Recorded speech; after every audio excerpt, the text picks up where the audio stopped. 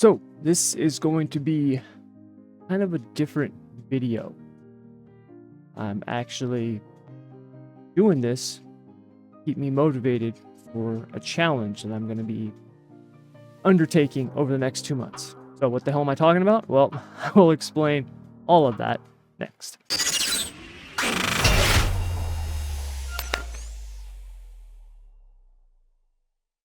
What's up, everybody? Thomas Bryan here. Thank you very much, as always, for joining me. And like I said, it's going to be a little bit of a different video because I'm actually doing a challenge. And it's just something that I came up myself.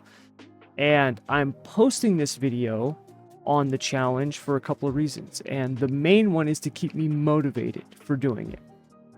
So what the hell am I talking about? Well, first, I gotta kind of explain what's been going on, especially with me, over the past probably 12 to 18 months, because it's gonna make a lot of sense as to why I'm doing this and the reason why I want to do this. So first and foremost, I've talked about it before, but SSR and National Auto Racing Club, ESRN, all of those are brands that operate under an LLC, which is Thomas Bryan Ventures, which is my business.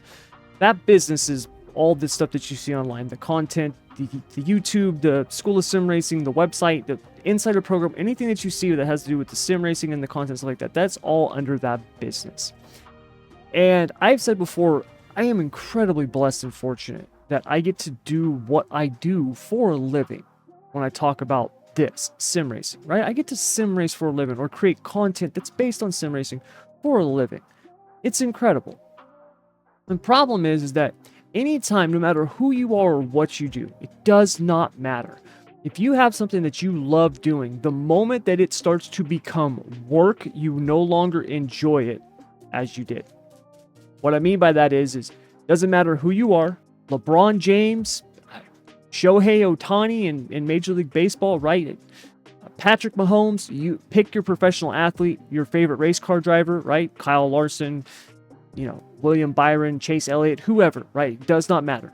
There are things about their careers that they would consider to be work, right? That they don't want to do it, but they have to do it because at the end of the day, that end result allows them to get all the great benefits that come with their career. For me, over the last 12 to 18 months, I have not been able to get a lot of the fun stuff that came with doing this in the beginning. It's basically just been work. Primarily because we started this second business, it's auto glass business, and it takes up a ton of my time. And so over the past, year and a half since we started this auto glass business, I don't get to do a lot of sim racing stuff. Basically, I've been just killing myself trying to maintain. And for us, that's been pretty much like, the insider program, the testing, some of the videos stuff that I do on here. Obviously, videos help the business and help the community and stuff like that. But what I was doing compared to what I've been doing, it's massive drop off. And a big reason of that is because of the amount of work that I've been having to do with both businesses now. I average between 100 and 120 hours a week working. Okay, there's only like 160 hours in a week. It's not a lot, but I work from 4:30 a.m. to 7:30, 8 p.m. every single day, except on Sundays, where I take probably 4 hours and go to church with my family and stuff like that. But then I'm up early Sunday mornings. I work before church, and then usually Sunday nights I'm back on the computer working again. That's been my life for the last 18 months. So I haven't got to do a lot of racing, a lot of the fun stuff. The whole reason I started sim racing in the beginning. It's just like a professional athlete, right? You look at a professional baseball player. You'll hear people, baseball is hard work. It's hard work. No kid ever picked up a ball and a bat because they wanted to work. They did it because they wanted to go play a game. They wanted to have fun, right? Professional sports, whatever it is, baseball, football, basketball, it's grown men or women, right? Depending on the league, getting paid to play a game.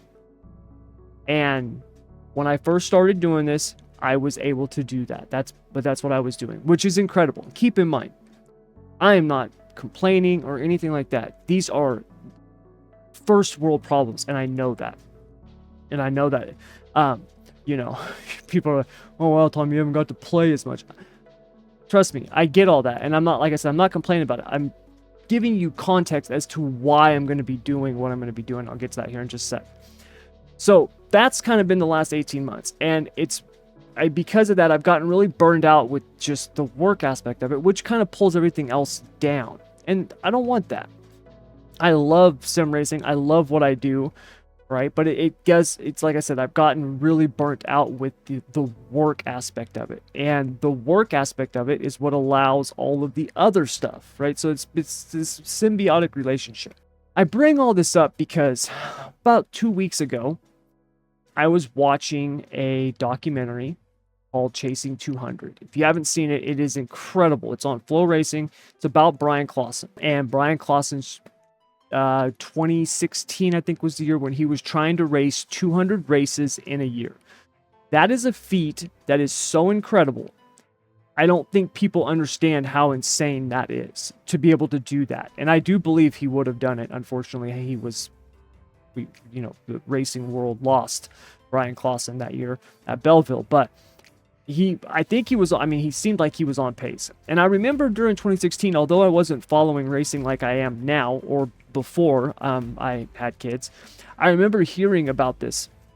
And I would watch, pretty much my extent of watching racing back then was YouTube videos, highlights, stuff like that. That was about the most that I could do. Because back then I was working at the casino. My son had just been, well, he was a couple of years old, but I was newly married. I was a lot of family stuff. So racing was not at the forefront. But I still always followed dirt racing because I loved it. And I always thought what Bryan Clauson was doing was incredible. Now, I didn't know Bryan Clauson. I was just a fan of his. And me and Keith have talked about him a ton on our podcast before. And I've always referred to Bryan Clauson, I call him the Bo Jackson of motorsports, which is really going to date me. But for those of you who are around my age, if you remember Bo Jackson, probably the greatest just pure athlete to ever live. Bo Jackson was a all-pro level football player and a MVP level baseball player. What he could do and did was incredible. And it was one of those things that it was almost like this shooting star, this comet screeching across the sky, where we never got to see his true, like, full potential. He was cut down in his prime. Hurt his hip, was never the same after that. And it happened when he was like 28 years old, 27. Like, he was young. He was just getting into his prime. It was so disheartening. And Bryan Clauson was the same way. You look at all the success that guy had, and he was 27, 28 years old when he passed away at Belleville. Like, he had at least 8 to 10 more years of just straight up ass kicking to let loose on the racing world. You know what I mean? And it's a shame because we got to see a ton, and he got to do, I mean, we got to obviously witnessed incredible things. What he did at Indy, running the Indy 500, and then going and running the sprint car at Kokomo and winning. I mean, that, to me, I like that better than somebody doing the Indy 500 Coke 600 double. I like what Clauson did better because it's Indy 500 to grassroots. Like, to me, it's just so much cooler. Obviously, yes, if you could win Indy and Coke 600, it's far more prestigious. But for somebody who's just in their heart a dirt racer, that's way cooler. So when I was watching this, it was bringing up a lot of memories for me. And it was also reminding me of one of the things that I always wanted to do when I was very active in racing. One of the things that I always wanted to do when I realized at a young age, early 20s, that I was not going to be a driver and I was going to have to be the mechanic route. I'd always said that I wanted to own a car and then have other people drive it for me. And I would want to go, back, well, we always said back east, but Indiana, Pennsylvania, Ohio, sprint car country, and just race as many days as I possibly could. Now, that was always a dream, and as much as I wanted to do that, deep down I probably knew it was never going to happen just because I didn't have the money or the resources or anything like that. But that was always something I wanted to do. Even if I couldn't own the car, I'd always said I wanted to be on it, just go back and race, right? Go back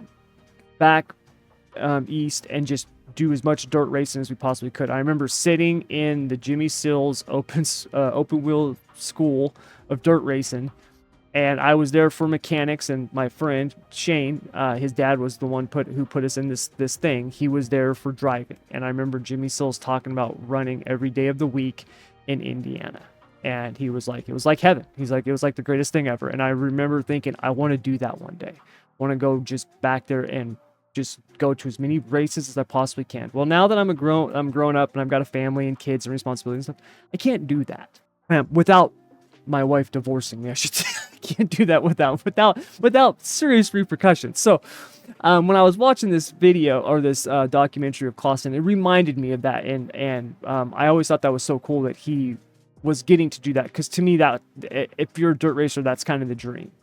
You know, whether you're, you know, someone like me who just always wanted to get to that level or be a mechanic or whatever, but just to just race. You know, what are you doing? It's Wednesday night. I'm going to the dirt track. Thursday night, we're going to the dirt track. What are you doing on Sunday? Well, we're going to church, and then we're going to the dirt track, right? Like that was always the dream for me. And I never got to achieve that. I never even came close because, as you guys I've talked about before, I was a hardcore drug addict, opiate addict. It derailed a lot of stuff in my life back then. Racing was the big one.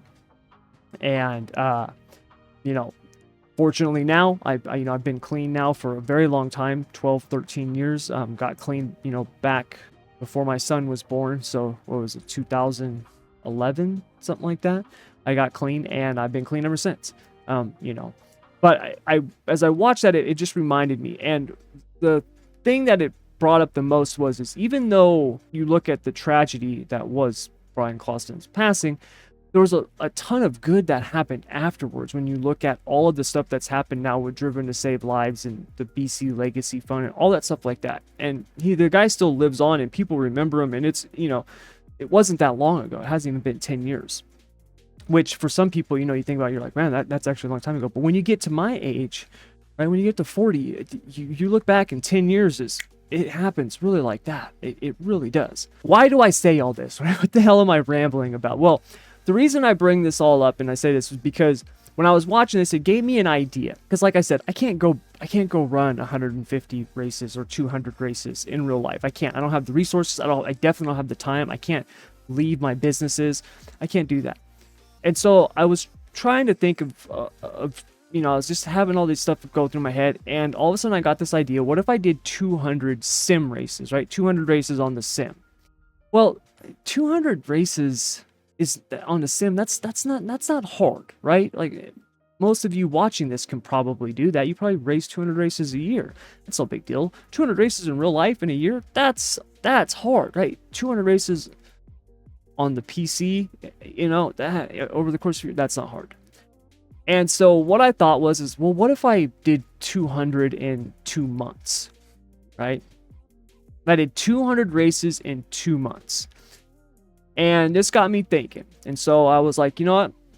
Starting July 5th, which is, I'm recording this right now on July 4th. You are probably watching this on July 5th. So starting today to September 5th, I'm going to run 200 races. Now, the races have to be in honor of old BC. They have to be something that he raced. So, you know, obviously dirt oval, asphalt oval, and IndyCar, right? Because he did run IndyCar stuff too. But basically, those are the cars I'm going to be running. They have to be real races. I can't throw up a hosted session, you know, with a 5-minute practice, a 1-lap qualifying, a 5-lap race, and be like, hey, got a race. I can't. I'm not doing this to try to like skirt the system. I'm doing this because I really want to run 200 races. I want to race as much as I possibly can. That comes out to about 3.5 races a day. Now, I just told you I'm working about 100 to 120 hours a week. It's going to be very, very hard for me to do this. But I want to do this because, for one, it forces me to kind of get back to doing the racing stuff, which like I said, I haven't got to do enough of, which is the fun stuff. But also, I thought, you know, I'm going to do this, and then I'm going to attach kind of a charity, a donation, a way to raise money, do something good with it, right? And so what I'm going to do is my other business, my glass business, we're going to do a inverted pledge on my finishes. So basically top 10, if I finish in the top 10, there'll be a money that will be donated. every single race. Now it's going to be inverted based on the finish. So if I win, it's $10. Second place is 9, and it's going to go down to 10th place, which would be $1. So even if I win every race, it's only going to be $2,000. But that's not the important thing. The important thing is the fact that we're getting something for somebody to do good with. One of the things I learned when it comes to charities, donations, stuff like that, is every little bit helps. If you look at all the people, just in the United States, everybody who has a job, who makes money, every person just donated $1, right? $1. You would raise hundreds of millions of dollars, right? For a charity. And just if everybody who's watching this, donated $1, it could be a couple $1,000s, which might not sound like a lot, but it can be huge. And that's something that I've always really prided myself on, that we've done with SSR and this business, is we've raised money for a lot of really good causes. The first special event I ever ran was called Wings for Hope, and we ran 3 wing sprint car races, and we raised a few $1,000s for charity, which was really, really cool. So I want to do something like that again, and that's what I'm doing with this. The BC 200 in 2, and I'm calling it the 200 in 2, 200 races in 2 months. And so that's what I'm doing. And I'm literally doing this video as evidence so people stay on my ass to make sure that I keep doing it, because I want to do this. I want to finish this. I haven't told anybody about this. I'm sure there are people right now, especially some of my people who helped me in SSR, who are probably wanting to punch me in the face, pulling their hair out that I'm adding more to the plate. But like I said, I think it'd be really cool if we could do something like this, raise some money for a really good cause. Bryan Clauson, the anniversary obviously is coming up here in August. And so with all this, it just gave me this idea. I want to do it, and so I'm going to do it. And like I said, I'm going to be pledging for my other business. I will be recording or live streaming every single race. So at the end of this, there will be 200 races on this YouTube channel in a playlist that you will be able to watch. And I'm doing that, like I said, for evidence, just to make sure that I stay on top of it. Every one of those videos will have a link down below it that you can donate to. So that, I'm doing this, raising money for the BC Legacy Fund. There's also going to be another one that is going to be tied to opiate addiction, helping with opiate addiction. Those links will be down below, and that'll be what we do. What I do for all 200 of those races. Race 199 and 200 are already set on what they'll be, because I'm going to cap it off. We'll be running a special event, which this is also going to be news to everybody in the SSR leadership group. We're going to be running a special event in the Dirt Midgets at Kokomo. I'm going to get some prizes put together for that. Some legit prizes for obviously the people finishing top 3 and stuff like that. We're going to do a 2-day Dirt Midget race. It'll have an entry fee, small, but it'll be something that we can donate to charity, and then we'll also have some prizes for that. And that'll be races 199 and 200 to cap off this endeavor that I'm going to be doing. So yeah, like I said, a very, very different video, but I've been wanting to just race, and I don't get the chance to do that, and it's because I've always got work stuff to do, or I'm just so exhausted I don't force myself to do it. And I thought, look, why don't I do something that will kind of force me to have more fun, to enjoy stuff, but also do something good in the process. Something positive will come out of it in the process, and that's what I'm hoping this will do. I'll put out more, because we also have other special events coming up as of right now anyways, in the sprint cars or in the SSR community in the league. And so I'll be putting out more stuff on this midget event when it comes, and we can get closer, because that'll be September 5th will be the last day of that. So yeah, you guys, thank you very much. Like I said, very, very different video, but I just wanted to just kind of go over that with you. And like I said, when you are wanting to really do something, having exterior motivation is really, really important. You can tell yourself every single day, today's the day I'm going to quit soda, right? Or quit sugar. I'm not going to have coffee. I'm going to quit cigarettes. But, you know, let me tell you, I know from experience because I am an addict. I got an addictive personality. It is so easy to lie to yourself and come up with reasons and excuses as to why you can't follow through today, especially when you've got nobody outside holding you accountable, right? So I can tell you right now, that's what would have happened with me here. I'd have started off really good, and then next week when I would be exhausted after a long day, I'd be like, not today. But now, if I do not today, I've got to make up for that the following day.